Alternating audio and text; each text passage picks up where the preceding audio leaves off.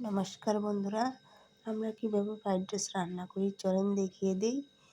প্রথমে আমি ডেস্কের মধ্যে সাদা তেল দিয়ে গাজর আর বিনগুলি ভেজে নিয়ে তারপরে দিয়ে দিলাম ধুয়ে রাখা চাল, তারপরে দিয়ে দিলাম নুন, লং, এলাচ, দারচিনি, কাজু বাদাম আর মিষ্টি সব কিছু একসঙ্গে মাখিয়ে এবার পরিমাণ মতো জলটা মেপে দিতে হবে।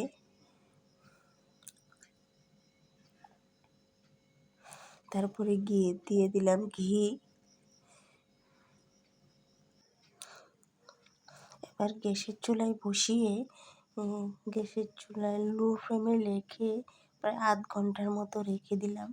তারপর নামিয়ে দেখুন ফ্রাইড রাইসগুলি কত সুন্দর ঝরঝরা হয়েছে। এবার পরিবেশন করে দেখিয়ে দিলাম।